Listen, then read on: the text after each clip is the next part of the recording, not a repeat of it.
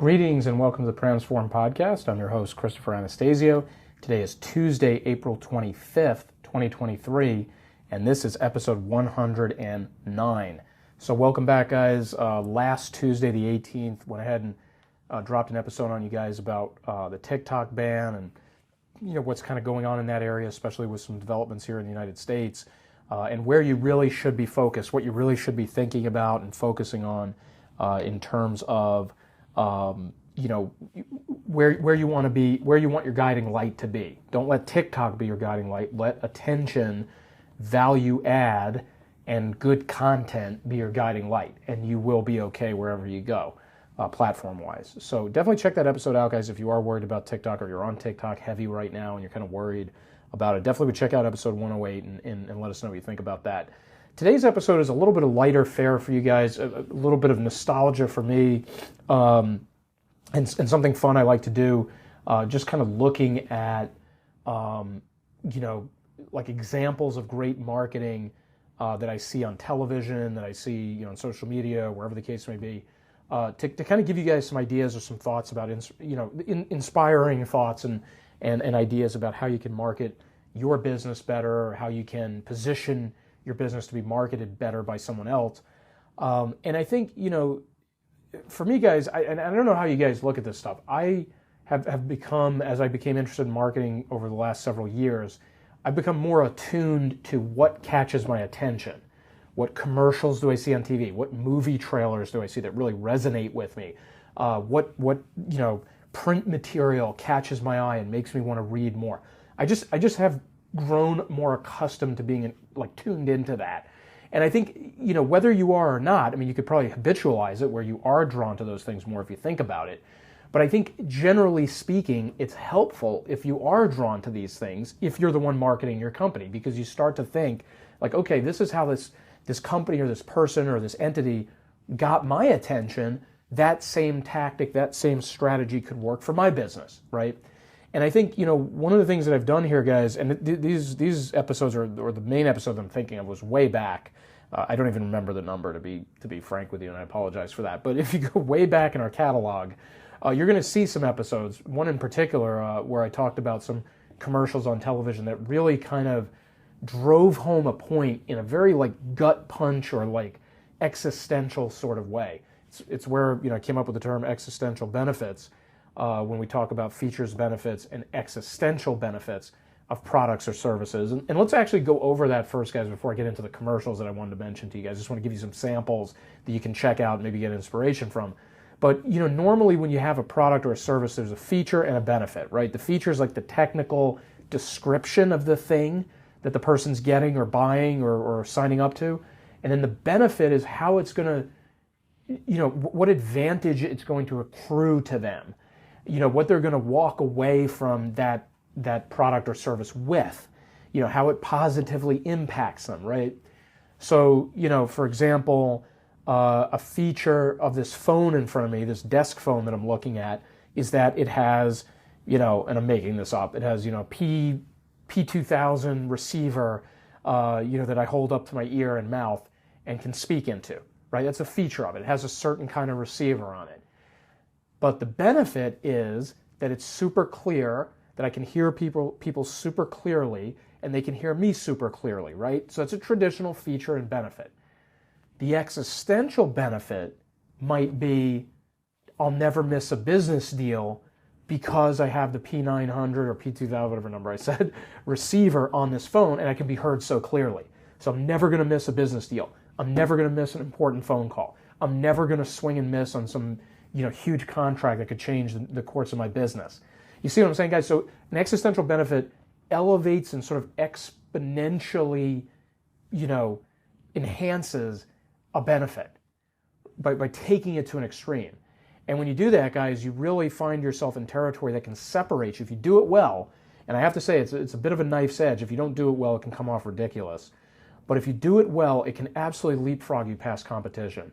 And so let me give you guys a couple examples of commercials that that really hit home for me. And these are repeats from the earlier episode I mentioned to you guys. I think I published these in early 2022. This set of examples I want to talk about right now. The Apple Watch is one of them, guys. the Apple Watch commercials that ran in late 2021 and early 2022, again, give or take on that time frame, where it basically was like these like 911 or these emergency call recordings of people who had been stranded, lost at sea, and the only thing they had was their Apple Watch, because the Apple Watch is actually tied to their body, right? Your phone, even though everybody takes their phone everywhere, the phone could fall out of your pocket, the phone could become damaged, the phone could shatter, the phone could be far away from your body when you absolutely need it. But the Apple Watch always sits on your wrist. And so these commercials, and they had a few variants of it. I think there was like 3 or 4 different variants where they had different scenarios unfolding. But just off the top of my head, like one of them was, a guy fell out of a tree or something, broke his leg, and all he had on him was the Apple Watch, and he had to call emergency services from there. Another one was like somebody out on a canoe or a kayak being blown out to sea, and they called emergency from their Apple Watch, right?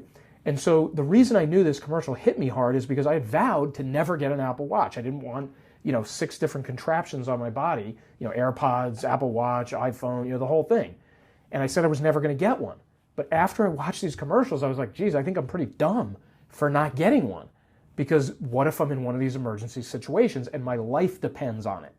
Okay, so the Apple Watch, the existential benefit was it saves your life, right? It's not you can text from it or you can call through it or any other benefit like that or feature like that. It's that it's going to save your life. Right? So that was a big one, guys. That one hit me really hard at that time. Another one that came out right at that same time, it was interesting, it was actually like New Year's Eve 2021. I'll never forget it because it kind of stopped me in my tracks when we were doing some New Year's planning.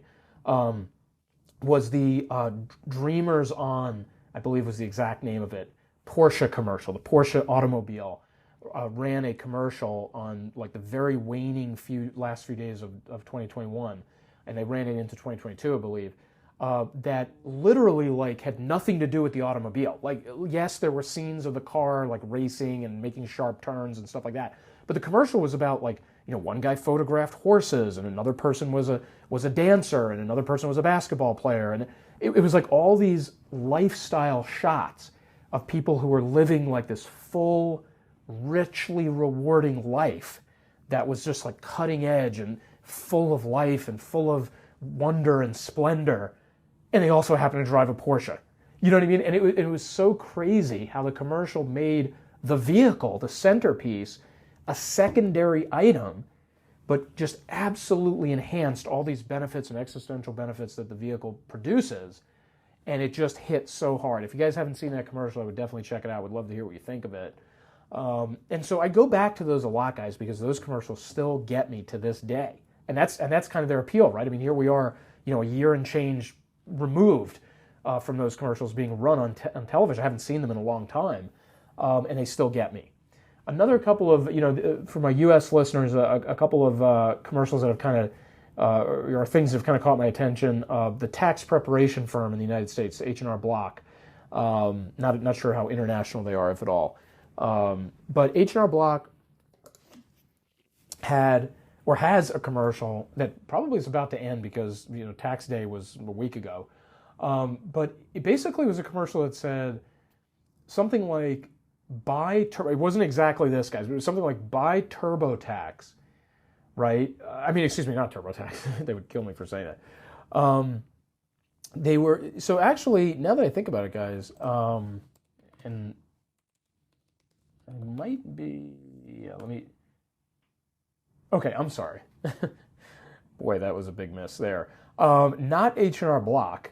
They would not like this ad, but TurboTax. TurboTax has been running ads where they basically are saying, TurboTax is a tax preparation software, if anybody doesn't know that. But they basically were saying, buy TurboTax and don't do your taxes. And the first or second time you hear that, like it kind of like catches you off guard. Like, what do you mean? Like, why am I going to buy a tax preparation software and not do my taxes? Like, I'm buying the software to do my taxes, right? But it goes on to show how when you buy TurboTax, you have access to live tax preparers and CPAs who will essentially do the return for you. So it's like you have the benefit of having this software that gives you a portal into your tax return. You can see it. You can kind of interact with it in there. You have access to it, and on the back end you have experts who are helping you prepare, or literally doing all the preparation for you. So it's a really like counterintuitive, kind of fun, whimsical commercial that they've been running. And again, I think it's just about out of steam now, where it was literally buy TurboTax and don't do your taxes. And guess what? When the scene came up, don't do your taxes, what was the person doing? Anything fun that you can think of. Spending time with their children, laying in a hammock, laying in the pool, doing something other than taxes, something that's fun, something that's enjoyable. And so that was a really, kind of fun commercial to see unfold as I kind of caught on to it and saw what they were doing and recognized the different elements of it. So we definitely recommend that you guys check that out. I think you can have some inspiration from that whole theme and that whole message that came out in that series of commercials and that ad campaign as a whole. I think, you could sit here and try to think of some other ones off the top of my head, guys. I think, here's what I would suggest, rather than just throwing more specific examples that you might or might not have seen. I would finish with this. I encourage you guys, if you happen to like movie trailers, go look at the movie trailers that caught your attention, that you thought were done so well from like a technical perspective that they made you so excited to see the movie. And not that you're going to draw literal elements from there, like you're not going to have, dramatic scenes of, conflict and romance and so forth. And maybe you will, maybe you can do that in your ad campaign, but it's not as much of a literal transmogrification, I guess you could say, if that's the right word here. But it's more so the idea that look and see what inspired you, look and see what was in those ads that kind of caught your attention and how it kind of held together over time. Where you're like, hey, that was a great movie trailer. I always kind of liked it and always kind of referred to it in some sense when I would think of that movie. Run that thought through your head and then try to bring those inspirational elements into whatever ad campaign you're working on or marketing that you're doing for your business now. I think you can often find some needles and haystacks in there. They're like, okay, this is how they're getting me. This is how they're getting me to watch this thing. This is how they're making me feel when I watch this trailer, and now I want to go see the movie. And try to transpose or bring in some of those elements to your own ad campaigns. Okay, guys, so wanted to give you guys a little bit of a refresher on this. We had not talked about it in about a year, maybe a year plus. I literally think the episode where I brought up the Apple Watch and the Porsche was in like January 2022 or something like that. So use this as a little bit of a primer, guys, a little bit of a refresher as you go ahead and do that for your businesses, okay? So I'm going to go ahead and leave it here, guys. I hope everybody's having a great week, great Tuesday night as we head towards May. Can't believe we're almost into May because once the warm weather comes around here in the States, then it's just, all downhill from here in terms of how fast the year is going to go by. But anyway, I hope you guys are having a great April and wrapping things up. If you guys are looking for us on Facebook or LinkedIn, hopefully you are. You can find us on Pransform. Just type in PRANSFORM. And you can find us on the website at pransform.com. And of course, please, if you haven't already, subscribe to this podcast, get the alert, get the notification that a new episode is up, and try to do your best to encourage your friends and family to subscribe to the podcast. Okay, guys, hope everybody's having a great Tuesday night. Hope everybody's had a great April. We'll be back at you guys soon here, probably in early May. And with that, I'm going to go ahead and sign off. Thanks for listening, guys. Have a good night. Bye-bye.